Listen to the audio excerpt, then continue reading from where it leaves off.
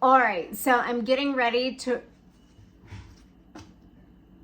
Hello, people of YouTube, and welcome back to my channel. If you're new here, my name is Trisha, and on my channel, I post whatever I want, whenever I want. So today we are going to be talking about pizza.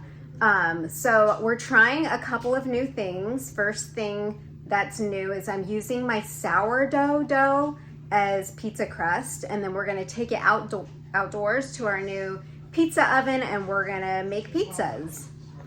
We are no strangers to outdoor cooking. We have our arsenal of outdoor cooking equipment. So let me take you on a quick tour. Okay, so first we have our OG Weber. As you can tell, it doesn't get used an awful lot. It's super dirty right now, but it does get used on occasion. Here we have a small Blackstone. It actually sits on a table. It's just a really small, it works for us. We love to use this for breakfast. Under here, there's a cover on top of a cover, but this is our Traeger pellet grill. And then over here, we have our larger charcoal grill, which gets a lot of use. And then we've just added this wood fire pizza oven, which we are using today. Right now, it is warming up. As you can see, the steam coming out of the chimney. I originally found this on Amazon, and then anytime I find something on Amazon, I like to see if Target carries it as well, which oftentimes they do. If you order from Target and use your Target card, you can get 5% off. So that's exactly what I did, because that's how we roll around here. This is made by a brand called Costway. Right in here is where the fire is. Let me open this. We're preheating it right now. There's the pizza stone. It's super clean because we have not used it yet, but we are waiting for that stone to get 600 degrees. And the last time we checked, it was hovering around 400. Just a little disclaimer, if you do choose to purchase this, it was kind of challenging to put together. I could not have done it alone. My son Dominic helped me. The instructions aren't super clear. There's a lot of diagrams, and some of the pieces I had trouble determining like which way it should face.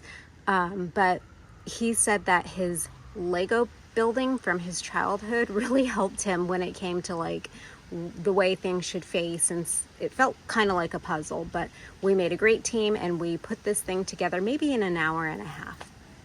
So each of these is going to be a pizza. The recipe I used is on our website called The Clever Carrot, and it's just for basic sourdough for beginners recipe. I did start this process yesterday morning where I mixed the dough together, and then I let it bulk proof. I don't know if I have all the correct terminology, but it sat on my kitchen counter and rose for most of the day, and then I ended up putting it in the fridge where it continued to rise overnight. I took it out this morning, let it kind of get the chill off of it, and then I sectioned it into 6. All right, so I'm getting ready to roll the pizza dough. Here are my 6 crusts that I'm going to use. These, I pulled them out from the fridge and separated them, and they've been sitting on the counter like this since 8 a.m. It's just after 2. They are ready to go. I have 2 pizza peels. I'm gonna set these aside and come back to those later. We have a flat surface for rolling, our rolling pin. I have flour that I'm gonna dust my surface with. And then right here, I have a mixture that's equal of flour and cornmeal, and I will show you what those are for. So let's get to it. Okay, I have my first little dough ball here. I'm gonna flour it. I like to flatten it and kind of stretch. Make sure you give it adequate flour, otherwise it's just gonna stick to your hands and just become annoying to work with. So now that I have a round ball, we're just gonna roll outwards. Flip it, keep flour on your surface so that your dough doesn't stick to your working area. If you need to grab more flour, feel free to do that. and just from the inside, roll out. Make sure that you rotate to keep it semi-round. It may become more of an oval. Sometimes they even turn out square, but they will remain pretty uniform if you do it like this. Okay, once I have a nice uniform pizza dough, I do like to kind of toss it a little bit. This kind of helps stretch it. This is really thin, so it's gonna cook quick. I'm so excited about this.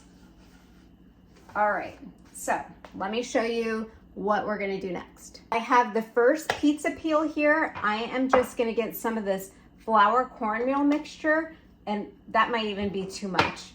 We're just gonna spread it. Yeah, that's way too much. Let's put a little bit of that back. So this is going to prevent that crust from sticking to the peel. So let's pick this up, place our crust onto the peel, and now it is ready to top. So we finally reached 600 degrees. This is actually our second pizza. It's been in there, what, just a minute and a half. You see the cheese is bubbling, looking so good, looking perfect, and we rotate it every, what, 20, 30 seconds. I have one pizza on deck here. This one's mine. Everybody has prepared their own, so that's part of the fun. It's good. I'm gonna take that back in the house and chop her up. This one looks so good. Kind of randomly placed olives, but whatevs. Our pizza party is over. I apologize that I didn't have more video footage of the final product, but once the pizzas came out of the oven, we were so excited. We cut them up, we started eating. I had a long night last night, didn't sleep well, so after a belly full of pizza, I crashed out on the couch and took a nap, cleaned the kitchen, and here we are like 4 hours later, and I don't have any good video for you, so sorry about that. Trust me, they were phenomenal. Hope you enjoyed. Bye.